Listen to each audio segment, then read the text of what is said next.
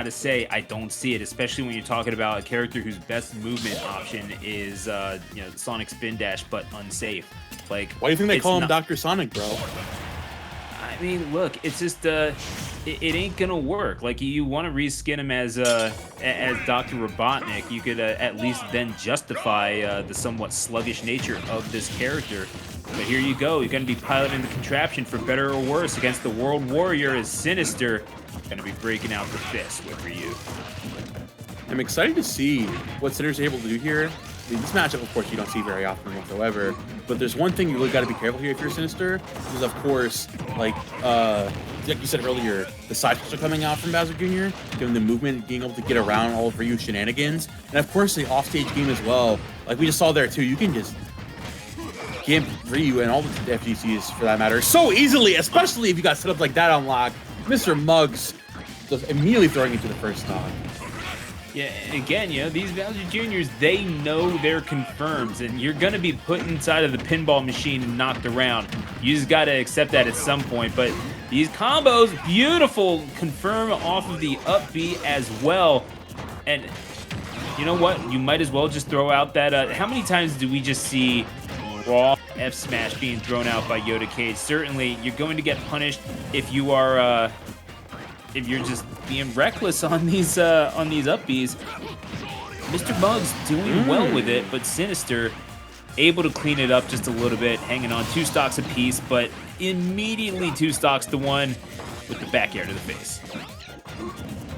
Very good stuff there. Mr. Muggs keeping this whole stock up, and I'm loving these approach options here, getting a little creative there, moves like that Nair. For Synnister, of course, locking down that platform like it's Fort Knox. I mean, using that shotgun so well and just forcing this Morton to make another approach option. But Mr. Muggs thinking on the fly and finding another one just like that out of the top of his hat. Synnister's got to be careful here. Oh, man. Bringing up Fort Knox is Mr. Muggs looking golden, but Synnister got to find a way to fight back. You're at a full stock disadvantage, and you're not going to find anything off of it. You are running straight into the up smash. And, you know, again, I feel like it's a lot of just read and react stuff from Mr. Muggs after the setup that was did very well to establish, because you know that you're going to have to look out for that, right? You know that you're going to be just knocked around again like a ball in a pachinko machine, and it's got to land somewhere. Mr. Muggs knows exactly where that ball is going to fall, and Synnister just having a hard time coping with it. You have to commit a little too much in order to get anything out of it. You shield that down tilt, and all of a sudden, you're in trouble, and you're in a 1-0 disadvantage as we go to Hollow Bastion. Now, my question is, how do you like this stage counter pick, particularly against Bowser Jr. for Synnister? I'm actually really liking the stage counter pick. I think the main issue you have if you're Synnister, right, is you're really struggling to force the situation out of the junior. Given the movement, like we said, is so good to be able to get around, reuse nonsense all the time, you need a smaller stage with 1 frame to get around. And like I said earlier, how Synnister's able to lock down the singular platform, instead of having 3 or 2 on small battlefield or regular battlefield, you've got 1 on Hollow Bastion. So suddenly, Mr. Muggs' game plan is cut in half, and he's got to start from scratch. Oh, here comes the down to catch that spot dodge. Ooh, my. Yeah. Okay. So Synnister, at the very least, you know, maybe just a little bit of a mental reset here. You're finding a little bit more off of, oh, you hung on the ledge for a little too long. That's tragic. But yeah, no, maybe you're not, maybe you're just finding it a little difficult to cope with all the shenaniganry. You have to just get back to making it a fist fight, right? Like you're, all these are just like, you know, punches from different ranges. They're hitboxes that you have to negotiate. And as long as you're able to simplify it to just, you know, jab, duck, punch, and eventually follow it up with that Shoryuken, perhaps the awakening of the dragon here on game number 2 as Ryu, quite literally dragon in Japanese, baring his fangs at the expense of Mr. Muggs here. 100%. Synnister looking much more comfortable here.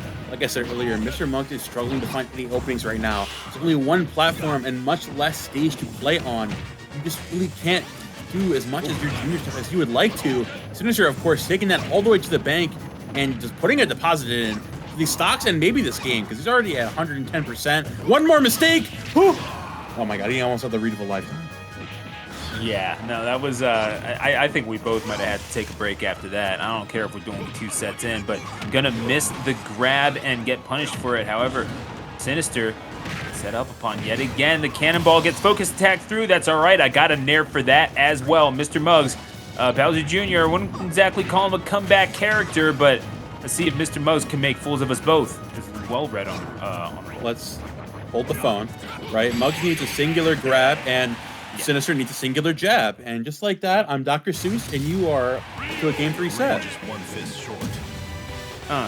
One fist, 2 fist, red fist, blue fist. What can you say, man? That's Synnister absolutely throwing them bows at the expense of Mr. Muggs. And again, that's a big body. It's a heavy character that is going to get knocked around quite a bit. And it's not like, Synnister wasn't doing well, or Mr. Muggs wasn't doing well to get him into compromising positions.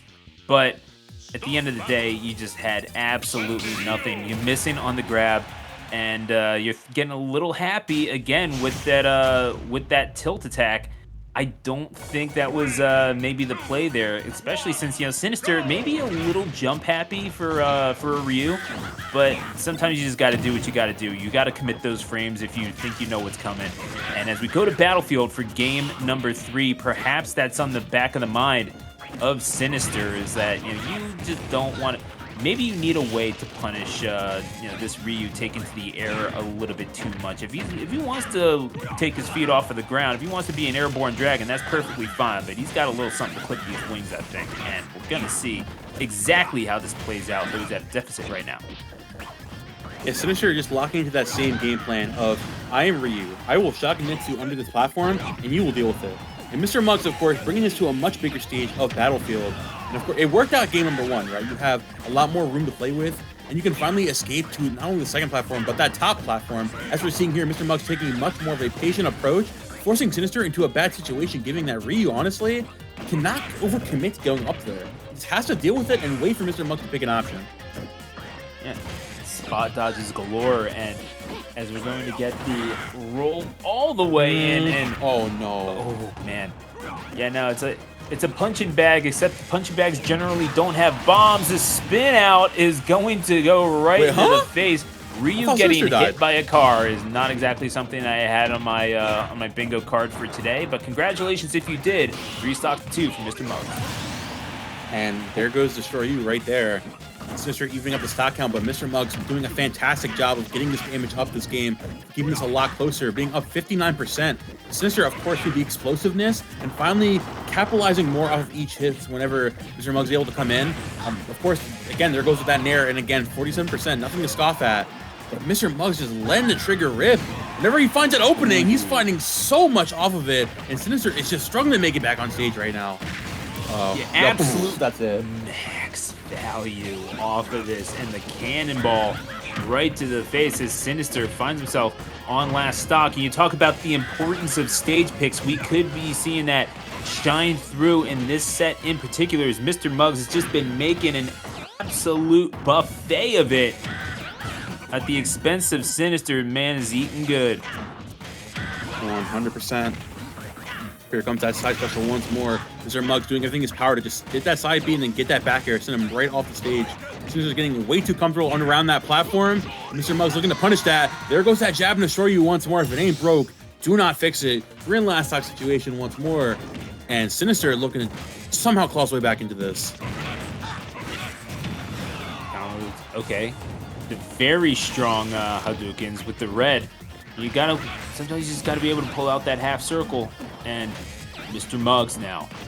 Again, you don't want to give this up, and is able to put out the fire, catches the get up with the back air, and it was a well-read option. You see it just a few too many times. You have to know what Synnister is afraid of doing, and then it becomes process by elimination, right? Very mathematical thinking, very fitting for NJIT, I know, but this is just this is the kind of thinking that you have to be on for if you are playing Bowser Jr. You got to be running these numbers, and I'm just gonna say, Yoda Cage is an engineer. That's not by accident, man. The man is thinking 1,000 steps ahead, and you tend to do that a little bit if you learn to play this character enough.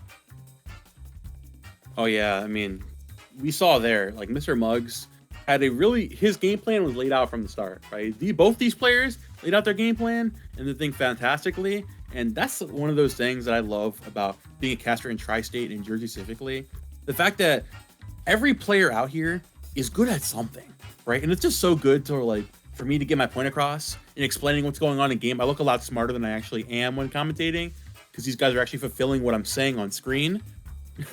Like we're not just throwing buttons to the wind. We're actually Synnister is sitting on one side of the stage, sitting under the platform, locking down Shakunetsu, owning the mid range. Well, Mr. Muggs on the other side of this dichotomy, doing such a good job of playing out of that immediate range and just forcing a situation whenever you want to jump, whenever you want to overextend, whenever you want to throw out something a little bit silly, like like the third jab, unfortunately, or just maybe just a misinput or anything. We see Synnister had a really good idea of how to take those stocks and how to doing what he wanted to do. It's just adapting to those slower game plans, adapting to that patience, and that's how Mr. Muggs is looking on him. Exactly.